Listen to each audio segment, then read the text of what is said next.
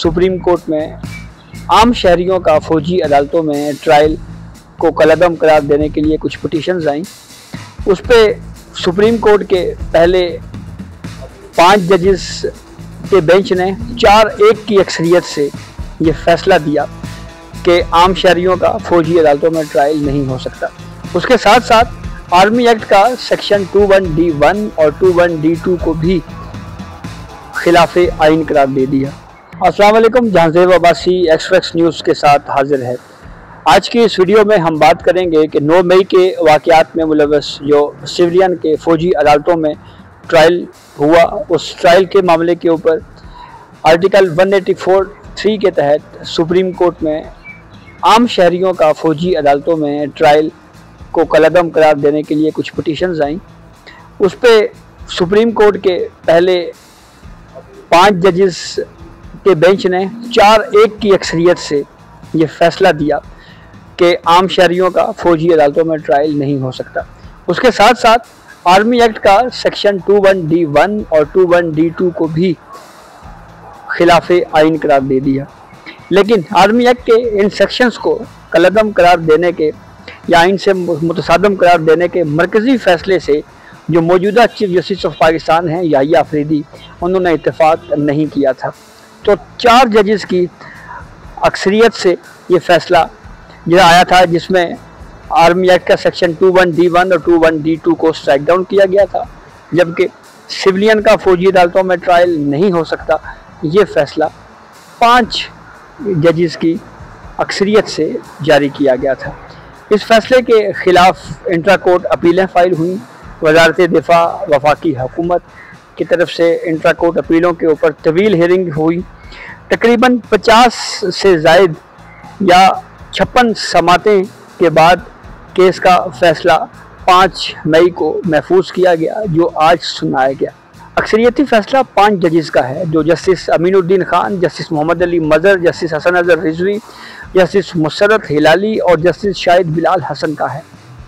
इन 5 जजेस ने अपने अक्सरियती फ़ैसले में ये बात कही है कि आर्मी एक्ट का सेक्शन 21D1 और 21D2 के अलावा सेक्शन 59 का सब क्लॉज 4 जो है उसको बहाल किया गया है। यानी जो आर्मी एक्ट के सेक्शंस हैं उनको बहाल किया गया। और साथ ही ये बात भी कही गई कि आखिरी समात पे 5 मई को अटॉर्नी जनरल की तरफ से आईनी बेंच को ये बात बताई गई कि अगर सुप्रीम कोर्ट आज़ादाना हाई कोर्ट में अपील के हक़ के लिए अगर कोई ऑब्जर्वेशन देती है, अगर कहती है, तो इसको ना सिर्फ एहतराम की नज़र से देखा जाएगा, बल्कि उसको जो है वो उसको तवज्जो भी दी जाएगी।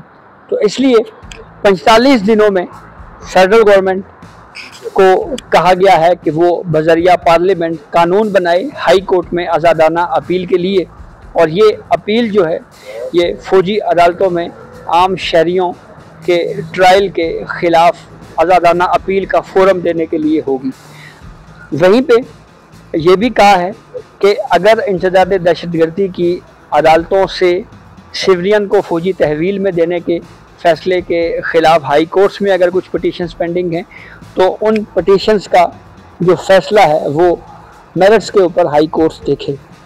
अटॉर्नी जनरल ने जो बातें कहीं कि ये बाय डिज़ाइन था 9 मई का वाक़या, 39 मकामात के ऊपर फ़ौजी तनसीबात को नुकसान पहुंचाया गया, 4 घंटों में मुनज़्ज़म अंदाज में ये सब कुछ किया गया। वो पूरी तफसील जो है वो इस शॉर्ट ऑर्डर में बयान की गई है। जब ये तफसील अटॉर्नी जनरल उस वक्त जब केस की प्रोसीडिंग के दौरान बयान कर रहे थे, तो उस वक्त जस्टिस नईम अख्तर अफ़गान की तरफ से ये बात कही गई थी कि ये केस के मेरिट से मुतल्लिक का है, इसलिए इसको डिस्कशन में नहीं लाना चाहिए। अब आते हैं इख्तिलाफी नोट के ऊपर।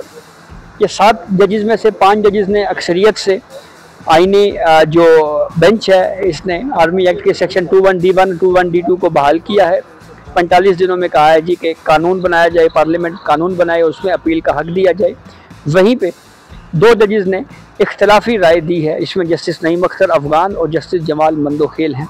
इन दोनों जजेस ने एक तो ये बात कही है कि जो आर्मी एक्ट है ये दरअसल फ़ौज को डिसिप्लिन में लाने के लिए लाया गया, और सिविलियन के ट्रायल के हवाले से जो शिक है इसको स्ट्राइक डाउन किया गया है, जबकि आर्मी एक्ट के वो शिक जो आर्म पर्सनल की मिलिट्री ट्रायल के हवाले से है उसके मुतालिक कहा गया है कि वो फ़ौज के लिए या फ़ौजी एहलकारों के लिए अगर कोई डिसिप्लिन की खिलाफ वर्जी करता है तो ये फ़ौज की हद तक है।